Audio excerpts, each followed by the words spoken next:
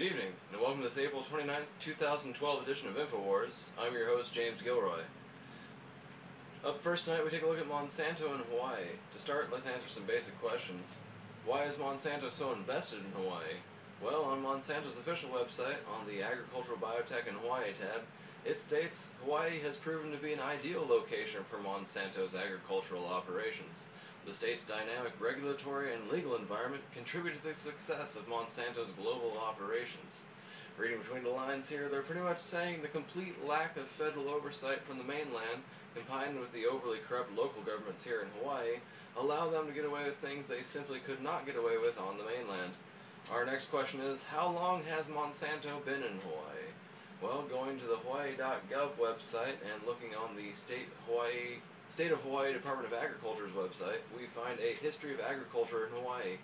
Looking at the 1968 entry, we find this. Trojan Seed Company establishes a corn research farm in Kihei, Maui, which evolves through ownership by Pfizer Genetics and called to its present Monsanto Global Seed Business. Interesting to note that other corn research farms are being established in the islands near the same time. We have to stop for a second and enjoy the irony of the Trojan Seed Company, and the company that would later be owned by Monsanto, that would plant crops that would invade neighboring commercial crops and then successfully sue those farmers for patent right infringement. Just a little irony. The very latest, Monsanto came to ownership of the Kihei property in 1998, when, as the Monsanto website states under its Company History tab, the original Monsanto completes its purchase of Delcalb Genetics Corporate. So now we have an idea of why Monsanto is in Hawaii and how long they've been here. So what has Monsanto been up to in Hawaii? Well, again, going back to the Monsanto official site, on the Agricultural Biotech in Hawaii tab, we find an oddly presented link. It states, Agricultural Biotech is credited with saving Hawaii's papaya industry from a ring spot virus. Notice they don't take credit for it themselves, but just say that Agricultural Biotech is responsible. Of course, Agricultural Biotech is something they happen to be heavily involved in, but they don't directly take the credit. We are then given a link to an article on the Honolulu Advertiser's website entitled, How UH Helped Save Hawaii's Papayas, in which it says, researchers from Cornell, the U.S. Department of Agriculture, and private industry began to work to develop a papaya genetically engineered to resist the virus. Again, no mention of Monsanto other than the private industry entry. Strange that the media, and even Monsanto on its own website, keep the company's name out of it.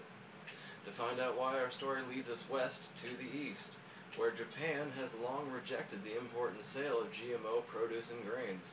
So, understandably, Monsanto doesn't have the best public image there. In fact, it's quite bad.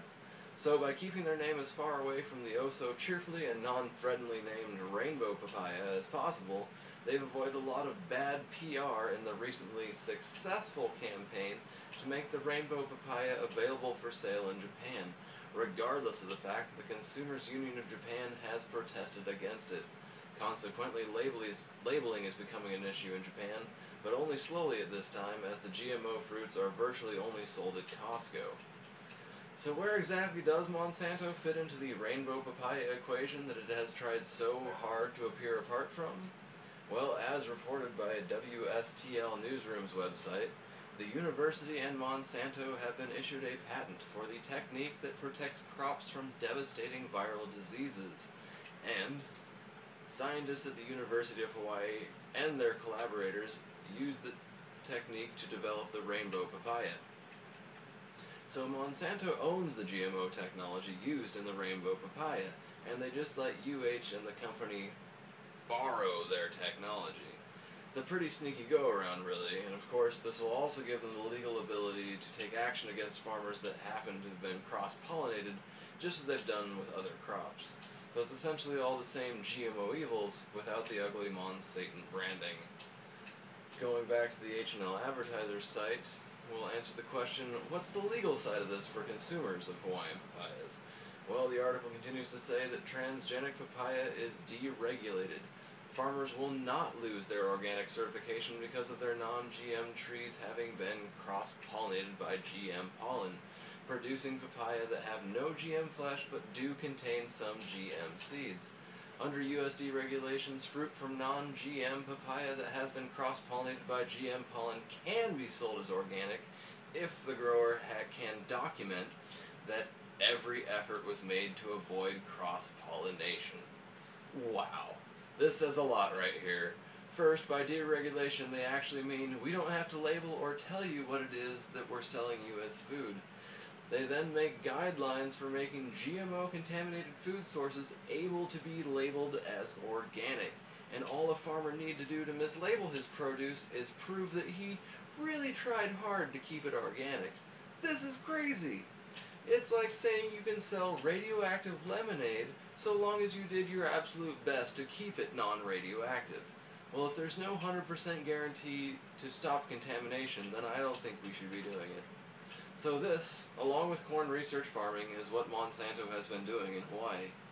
Lastly, let's take a look at the new police compound being built adjacent to the Monsanto properties here in Kihei.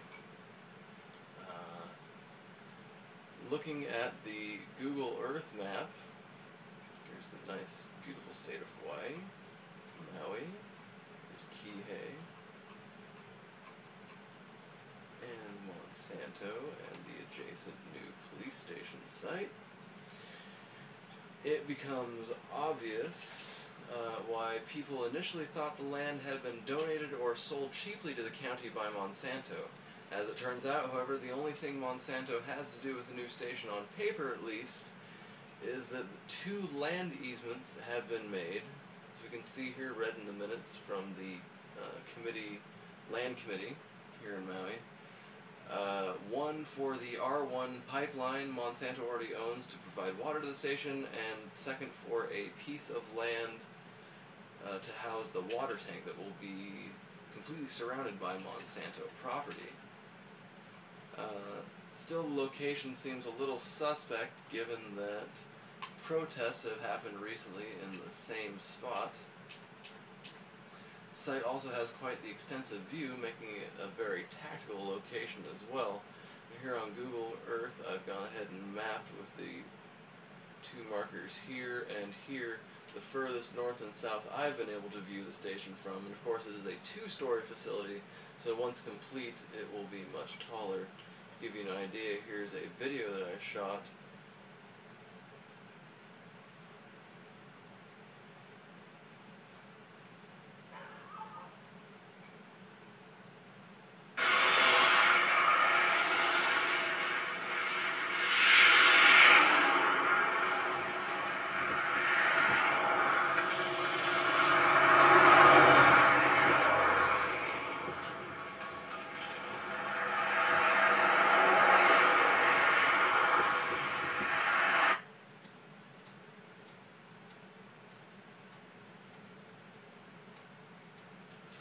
Well, that wraps it up tonight here for InfoWars on the front line here in Hawaii. Thank you for joining us. I'm James Gilroy, reminding you all to keep love and liberty in your hearts at all times. Thank you and good night.